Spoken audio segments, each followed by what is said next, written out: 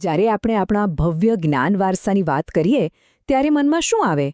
કદાચ મોટી મોટી યુનિવર્સિટીઓ, વિશાળ પુસ્તકાલયો ખરું ને? પણ આજે આપણે જે અમૂલ્ય વારસાની સફરે નીકળ્યા છીએ એની શરૂઆત એક એવી જગ્યાએથી થાય છે જેના વિશે આપણે કદાચ વિચાર્યું પણ નહીં હોય. જરા આ જુઓ, આ કોઈ મ્યુઝિયમમાં સજાવેલો સંગ્રહ નથી કે નથી કોઈ મોટા ઇતિહાસકારે બનાવેલી યાદી. આ તો એક સાદું પોસ્ટર છે જે ગુજરાતના એક નાના એવા ટિંબા ગામની પ્રાથમિક શાળાની દિવાલ પર લાગેલું છે. અને ખબર છે આને બનાવ્યું કોણે છે? ત્યાંના જ મુખ્ય શિક્ષકે. તો સવાલ એ થાય કે આ ગ્રંથો આપણને શું કહે છે? ચાલો એક કામ કરીએ, આ અદ્ભુત પોસ્ટરને જ આપણો નકશો બનાવીએ અને શ્રી સતીશ પ્રજાપતિએ તૈયાર કરેલી ભારતીય જ્ઞાનની આ અનોખી ગેલેરીની સફર શરૂ કરીએ.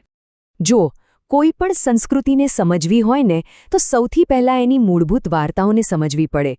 અને આ પોસ્ટર પર આપણી સફરની શરૂઆત પણ એવા જ બે મહાન ગ્રંથોથી થાય છે જે ખરેખર તો ભારતીય સંસ્કૃતિના આધારસ્તંભ છે. એક તરફ છે વાલ્મીકી રચિત રામાયણ, જે આપણને ધર્મ અને કર્તવ્યનો આદર્શ માર્ગ બતાવે છે. તો બીજી બાજુ છે વેદવ્યાસ રચિત મહાભારત, જે માનવ સંબંધોની ગૂંચવણો, સંઘર્ષ અને જીવનના ઊંડા દર્શનની વાત કરે છે. આ બંને ગ્રંથોએ સદીઓથી આપણા વિચારોને ઘડ્યા છે.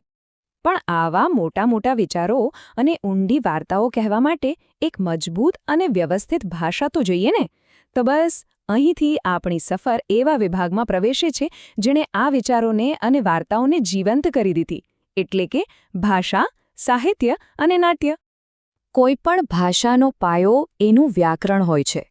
અને સંસ્કૃત ભાષા માટે આ પાયાનું કામ કર્યું મહર્ષિ પાણિનીએ તેમના ગ્રંથ અષ્ટાધ્યાયી દ્વારા. આ ખાલી નિયમોની યાદી નથી, પણ એક એન્જિનિયરિંગ માર્વેલ જેવું છે જેણે સંસ્કૃત ભાષાને એક વૈજ્ઞાનિક ચોકસાઈ અને મજબૂત માળખું આપ્યું. પણ જ્ઞાન કંઈ ફક્ત અઘરા વ્યાકરણમાં જ નથી હોતું. ક્યારેક એ સાવ સાદી અને રસપ્રદ વાર્તાઓમાં પણ છુપાયેલું હોય છે. અને એનું સૌથી મોટું ઉદાહરણ છે વિષ્ણુ શર્માનું પંચતંત્ર. પશુ-પક્ષીઓની આ બોધકથાઓ એટલી બધી ફેમસ થઈ કે માત્ર ભારતમાં જ નહીં પણ દુનિયાના ખૂણે ખૂણે પહોંચી અને લોકોને જીવન જીવવાની રીત શીખવી.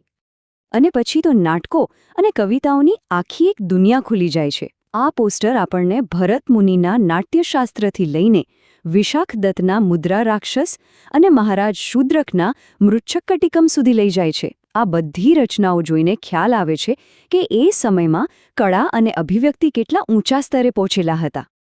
સારું, તો કળા અને સાહિત્ય તો જોયા, પણ એની સાથે સાથે સમાજ કેવી રીતે ચલાવવો અને આ બ્રહ્માંડ કેવી રીતે કામ કરે છે એ સમજવાની કોશિશો પણ જોરશોરથી ચાલી રહી હતી. હવે આપણે એવા ગ્રંથો તરફ જઈશું જેણે શાસન, કાયદો અને વિજ્ઞાનનો પાયો નાખ્યો. આમાં સૌથી પહેલું નામ આવે કૌટિલ્યના અર્થશાસ્ત્રનું. અને આ કોઈ થિયરીની બુક નથી હો, આ તો એકદમ પ્રેક્ટિકલ હેન્ડબુક છે કે ભાઈ રાજ્ય કેવી રીતે ચલાવવું, રાજનીતિ, અર્થવ્યવસ્થા, મિલિટરી સ્ટ્રેટેજી, શાસનનો એવો કોઈ વિષય નથી જે આમાં છૂટી ગયો હોય. આ ગ્રંથ કેટલો વ્યવહારુ હતો એનો અંદાજો આ એક સિદ્ધાંત પરથી જ આવી જાય છે. એ સ્પષ્ટપણે કહે છે કે રાજ્યની સ્થિરતા માટે આર્થિક સમૃદ્ધિ કેટલી જરૂરી છે. હવે દેશ ચલાવવા માટે તો નિયમો બનાવ્યા, પણ સમાજને ચલાવવા માટે પણ કાયદા કાનૂન તો જોઈએ ને. એ કામ કર્યું રાજા મનુ દ્વારા રચિત મનુસ્મૃતિએ, જેણે એ સમયના સામાજિક અને કાયદાકીય માળખાને એક દિશા આપી. હવે આ પોસ્ટરમાં એક બહુ જ મજાની વાત છુપાયેલી છે. જેણે પણ આ લિસ્ટ બનાવ્યું છે ને એમની નજર ખરેખર બહુ ઝીણી છે. આ આખી લિસ્ટમાં એક જ લેખક એવા છે જેમનું નામ બે વાર આવે છે. વિચારો, એ વિદ્વાનનું જ્ઞાન કેટલું વિશાળ અને કેટલું રાઝનચરોન હશે. અને એ વિદ્વાન એટલે વરાહમિહિર. જુઓ, એક બાજુ એમનો ગ્રંથ છે સૂર્ય સિદ્ધાંત, જે આકાશ, ગ્રહો અને તારાઓની ગહન વાતો કરે છે. અને બીજી જ બાજુ છે બૃહદ સંહિતા, જે એક પ્રકારનો એન્સાઇક્લોપીડિયા છે. એમાં જ્યોતિષથી લઈને આર્કિટેક્ચર, જમીનમાં પાણી ક્યાં મળશે ત્યાં સુધીની વાતો છે. મતલબ એક જ માણસમાં આકાશ અને ધરતી બંનેનું જ્ઞાન સમાયેલું હતું. તો આ બધું જોયા પછી મનમાં સવાલ થાય કે ટિંબા ગામની એક નાનકડી સ્કૂલના પોસ્ટર પર લખેલા આ જૂના ગ્રંથોનું આજે શું કામ? આ શું ખાલી ઇતિહાસ છે? ના, બિલકુલ નહીં. આ એક જીવતો જાગતો વારસો છે.